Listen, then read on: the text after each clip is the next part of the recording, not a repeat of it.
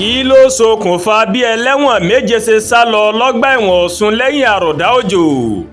wọ́n ní kò mọ̀ dín ní ẹlẹ́wọ̀n méje tó ti sá kúrò lọ́gbà ẹ̀wọ̀n báyìí, ìyẹn ọgbà ẹ̀wọ̀n tó wà ní Iléṣà ní ìpínlẹ̀ Ọ̀ṣun, látàrí òjò àrọ̀rọ̀dá tó mọ̀rọ̀ lóru ọjọ́ Ṣẹ́gun Tuesday tí ń ṣe 20 oṣù karùn-ún ọdún 2025 tá a wà nínú rẹ̀ yìí.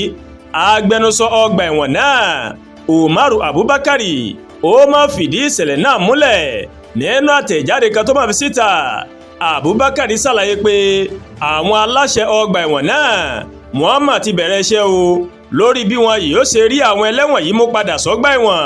Nínú àtẹ̀jáde ọ̀hún ó mà ní wọ́n mà ti ṣàlàyé pé òjò tó máa rọ̀ ó mà ló máa fi atẹ́gùn tó lágbára gan mọ̀ ní nǹkan bíi aago 2 òru tí òjò ọ̀hún tó máa ń rọ̀ lọ́wọ́ ní kíkankíkan. wọ́n lò ní ògiri ọgbà ẹ̀wọ̀n náà ó mà ló mà wó lulẹ̀.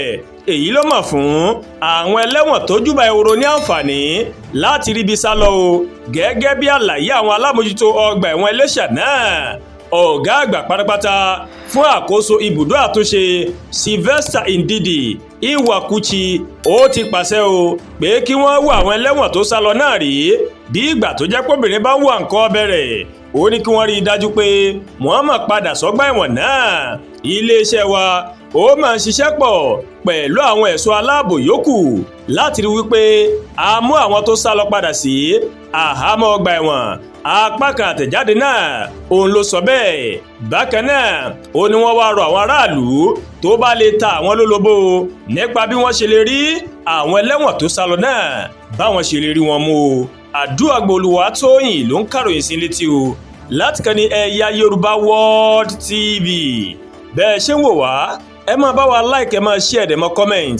ẹ má tún gbàgbé o láti bá wa subscribe sórí YouTube channel wa o, kẹ́ wá bá wa tẹ notification bell láti lè máa wo ètò wa lọ́kọ̀ òjọ̀kan tó bá ti gorí ìkànnì yìí. ẹ ṣé púpọ̀ tẹ́ wò wá o, a kú iṣẹ́ tàná àdẹ̀kù múra ṣẹ́ tòní. àánú Ọlọ́run bá rèé kò ní fi èmi àti yín lẹ̀.